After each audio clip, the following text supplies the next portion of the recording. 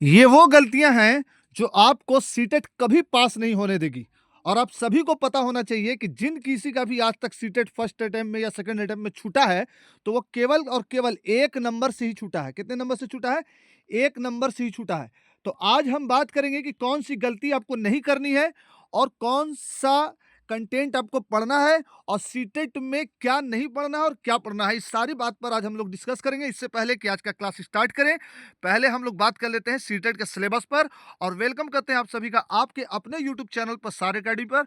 सार एकेडमी आपको सीटेट के कंप्लीट प्रिपरेशन के लिए गाइड करता है और कंप्लीट प्रिपरेशन कराता है। अभी सार एकेडमी पर आपको चल रहा है एनसीईआरटी का content plus PYQ previous year question, जो दोनों चल रहा है। और डेली आपको 8 बजे वीडियो अपलोड किया जाता है, तो उसको देखना नहीं भूलिएगा। स्टार्ट करते हैं आज का डिस्कशन। डिस्कशन अच्छा लगा हो तो कमेंट सेक्शन में कमेंट कीजिए, और भी कोई क्वेरी हो तो कमेंट कीजिए, और नोट्स लेने के लिए भी आप लोग कमेंट कीजिए, हैंड रिटन नोट्स पेडागोजी का लेने के लिए। तो स्टार्ट करते हैं, जो फ्री ऑफ कॉस्ट है, पहले आपको बता देते हैं। स्टार्ट करते हैं आज का डिस्कशन और आज के बारे में कि आज हम लोग सीटेट में कौन कौन सी गलती नहीं करनी है, इस पर बात करेंगे। पहले तो सीटेट का सिलेबस समझ लीजिए, आराम से समझेंगे। पेपर 1 पेपर 2 दोनों को समझेंगे, ठीक है। पेपर 1 और पेपर 2 दोनों को बारी बारी से समझेंगे। पेपर 1 में 30 नंबर का सीडीपी आता है, जिसमें 15 नंबर का सीडीपी जो होता है वो आपको साइकोलॉजी से रिलेटेड, यानी कि जो जिन पियाजे है, नॉम चॉम्स्की है, अल्बर्ट बंडूरा है, स्किनर है, इस तरह के मनोवैज्ञानिकों से रिलेटेड आता है। और 15 नंबर का जो कंटेंट आता है, यानी कि 15 नंबर का जो सीडीपी आता है, वो आता है बच्चे से रिलेटेड, यानी कि लॉजिकल बेस्ड जो है वो क्वेश्चन होता है। तो कुल मिलाकर के सीडीपी 30 नंबर का आता है, चाइल्ड डेवलपमेंट पेडागोजी, यानी कि बाल विकास शिक्षा शास्त्र। ईवीएस की अगर बात करें पेपर 1 में, तो ईवीएस में 15 कंटेंट आएगा और 15 क्या आएगा? 15 आएगा आपको सीडीपी, यानी कि चाइल्ड डेवलपमेंट एंड पेडागोजी। जिसमें ईवीएस में मेन आप बात याद रखिएगा कि ईवीएस पर्यावरण अध्ययन है, इसलिए पर्यावरण से रिलेटेड आपको इसमें सीडीपी पढ़ना है, पर्यावरण से संबंधित सीडीपी पढ़ना है। और हाँ, इसी चैनल पर ईवीएस का पीवाईक्यू प्रीवियस ईयर क्वेश्चन का 300 क्वेश्चन बहुत जल्दी आने वाला है प्लेलिस्ट, इसलिए चैनल को आप सब्सक्राइब कर लीजिए, ठीक। पेपर 1 में अगर बात करें तो 15 नंबर का पेपर 1 अगर आप हिंदी लिए हैं तो 15 नंबर का कंटेंट पूछा जाएगा, जिसमें गद्य पद भी रहेगा, यानी कि गद्य और पद यानी कि कहानी रहेगा और उसी से रिलेटेड क्वेश्चन रहेगा। कुछ रहेगा आपको शुद्धि अशुद्धि, इस तरह का कंटेंट रहेगा, जो जब पढ़ाएंगे तो समझ में आ जाएगा। 15 नंबर का इसमें भी सीडीपी आएगा, जिसमें भाषा से संबंधित सीडीपी आएगा और कुछ मनोवैज्ञानिक से संबंधित भी, जिन्होंने भाषा विकास में बहुत इंपॉर्टेंट रोल अदा किया है, उसके बारे में आएगा। जैसे कि नॉम चॉम्स्की हो गया, लैंग्वेज एंड एक्विजिशन डिवाइस की बात जिसमें स्किनर की, उसका हो गया। उसके बाद फिर वाइगोस्की के बारे में हो गया, जो सामाजिक मनोवैज्ञानिक के हैं, यानी कि समाज से रिलेटेड उन्होंने कंसेप्ट दिया। इन सारे बात पर 15 नंबर का आएगा सीडीपी, ठीक। अब 15 नंबर का कंटेंट जब पढ़ाएंगे तो आपको कंटेंट और सीडीपी दोनों क्लियर कर दिया जाएगा। इंग्लिश में 15 नंबर का कंटेंट आएगा, जिसमें फ्रेज रहेगा, यानी कि पैसेज रहेगा, और पैसेज में पोयम का भी पैसेज रहेगा, स्टोरी का भी रहेगा, छोटा सा 3-4 लाइन का स्टोरी रहेगा, 5 लाइन का, और उसी में से आंसर देना होगा। ये 15 नंबर में। अब 15 नंबर में जो आएगा वो सीडीपी आएगा। सीडीपी वही आएगा जो हिंदी में 15 नंबर का आता है, बस ये इंग्लिश में रहेगा, ठीक है। मैथ्स में 15 नंबर का आपको आएगा कंटेंट और 15 नंबर का सीडीपी। तो मैथ्स में भी 15 नंबर का सीडीपी और 15 नंबर का कंटेंट, मिला जुला करके बात ये है कि कुल मिला करके 15 चौके 60 और 30 90 90 नंबर का आपको सीडीपी है। जो सीडीपी पकड़ लेगा उसका सीटेट पास हो जाएगा, ठीक। हम लोग ये भी बात करेंगे कि आखिर तैयारी कैसे करना है। पेपर 2 की अगर बात करें तो वैसे ही सीडीपी भी आएगा पेपर 2 में 30 नंबर का, लेकिन जहां ईवीएस है वहां पास आएगा साइंस। साइंस में 20 नंबर का कंटेंट आएगा, जिसके लिए आपको एनसीईआरटी पढ़ना है, इधर उधर नहीं भटकना है, ना कोई शॉर्ट ट्रिक पढ़ना है, ना किसी शॉर्ट चक्कर में पढ़ना, ना किसी शॉर्ट वीडियो के चक्कर में पढ़ना है। बस आप किसी भी गवर्नमेंट स्कूल का एनसीईआरटी उठा लो और एक हाथ में ले लो अंडरलाइन करने वाला मार्कर, और अंडरलाइन कर करके पढ़ते रहो, चाहे साइंस रहे या एसएसटी रहे। वो नहीं हो सकता है तो आप 6 to 8 का एनसीईआरटी बाजार में आता है, किसी भी पब्लिकेशन का ले लो, उससे पढ़ लो, ठीक। और अगर वो भी नहीं होता तो कमेंट करो, हम एनसीईआरटी का क्लास चला देंगे, ठीक है। कहीं से भी पढ़िए, आप मेरे चैनल से नहीं पढ़ रहे हैं कोई बात नहीं, कहीं से भी पढ़िए, लेकिन जो पढ़िए तो वो पढ़िए जिससे आपका एग्जाम क्रैक हो, एग्जाम क्वालिफाई हो।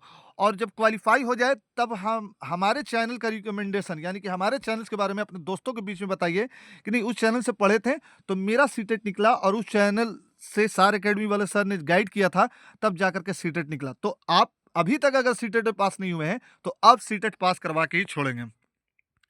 मैथ्स में जिस तरह से 15-15 नंबर पूछा जाता है पेपर 1 में, यहाँ पर 20 नंबर और 10 नंबर का गेम है। यानी कि 20 नंबर में एनसीईआरटी मैथ्स में पढ़ लीजिएगा, मैथ्स में बेसिक आप पढ़ लीजिएगा, अगर अगर आप नंबर सिस्टम पढ़ लीजिएगा, अगर आप स्क्वायर रूट पढ़ लीजिएगा, अगर आप क्यूबिक रूट पढ़ लीजिएगा, अगर आप मेंसुरेशन थोड़ा सा पढ़ लीजिएगा, तो आपका मैथ जो है लगभग निकल जाएगा। 6 to 8 का बुक आप पढ़ लीजिए एनसीईआरटी का, केवीएस का, नहीं तो किसी भी गवर्नमेंट स्कूल का, तो आपको, क्योंकि आपको पता होना चाहिए कि एनईपी के अकॉर्डिंग 6 के बाद से किसी भी गवर्नमेंट स्कूल में या प्राइवेट स्कूल में एनसीईआरटी के अलावा कोई भी पब्लिकेशन चलने वाला नहीं है। यानी कि स्टेट का पब्लिकेशन खत्म हो गया, बिहार में एससीईआरटी खत्म हो गया है, यूपी में उसी तरह से यूपी का अपना बोर्ड का खत्म हो जाएगा। पूरा कंप्लीट पूरे इंडिया में एक पैटर्न चलने वाला है, वो है एनसीईआरटी। इसलिए 20 नंबर के लिए आप एनसीईआरटी पढ़िए, और किसी भी एग्जाम को पास करने के लिए एनसीईआरटी पढ़ा जाता है, बाकी शॉर्ट ट्रिक कुछ नहीं है। लोग आपको तरह तरह के यूट्यूब चैनल वाले आएंगे और आपका पेड कोर्स बेचेंगे, अपना अपना नोट्स बेचेंगे। सबसे अच्छा है कि आप एनसीईआरटी का बुक उठा लो और वहां से एनसीईआरटी से पढ़ो। ठीक, मैंने अभी तक के वीडियो में कम से कम 50 बार बोल दिया है कि एनसीईआरटी पढ़ो, एनसीईआरटी पढ़ो। अगर नहीं मिल रहा है तो बोलो, हम एनसीईआरटी बताएंगे कि कैसे पढ़ा जाता है, हम कंटेंट आपको देंगे। चलिए, ये तो सिलेबस की बात हुई। अब स्टार्ट करते हैं जो मेन टॉपिक था आज का, कि क्या नहीं पढ़ना है और कौन सी गलती आपको सीटेट पास नहीं होने देती है। कई बार बच्चों का 1 नंबर से 2 नंबर से छूटा है और छूटता रहा सीटेट। देखिए, एनसीईआरटी कंटेंट के लिए आप पढ़िए, चाहे आप एसएसटी से पेपर 2 में हैं या साइंस से हैं, आप एनसीईआरटी पढ़िए। अगर साइंस से हैं तो साइंस एनसीईआरटी पढ़िए, मैथ पढ़िए। अगर आप एसएसटी से हैं तो एसएसटी का पूरा एनसीईआरटी पढ़िए। ठीक, ये आपको फायदा कहाँ देगा, बीपीएससी का जो मेन एग्जाम होता है, बीपीएससी टीआरई, जो टीचर एलिजिबिलिटी के लिए होता है, उसमें भी आपका एनसीईआरटी चल जाएगा। साथ में कई तरह के कॉम्पिटिटिव एग्जाम में भी अगर आपका एनसीईआरटी कंप्लीट है तो आपके लिए कॉम्पिटिटिव एग्जाम इजी पड़ेगा।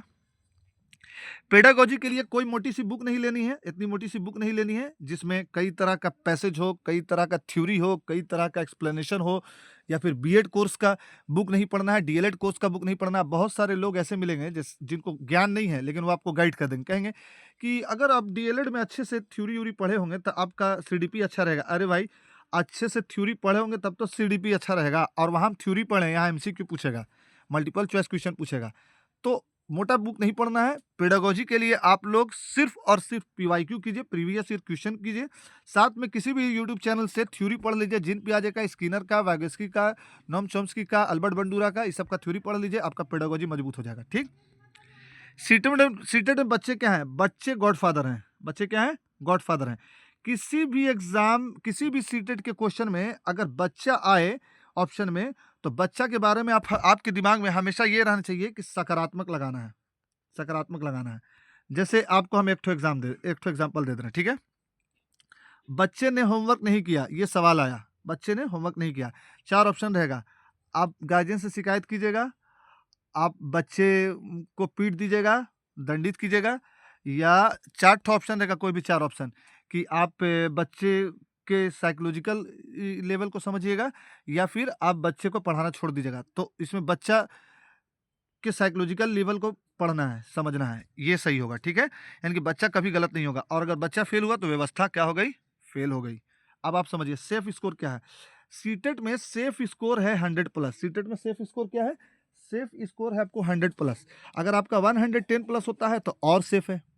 ठीक है, इसलिए आप सीटेट में 100+ कोशिश कीजिएगा। सीटेट का एग्जाम ऑफलाइन होने जा रहा है इस बार, ऑनलाइन एग्जाम नहीं है, इसलिए टाइम टेकन का बड़ा ध्यान रखना है।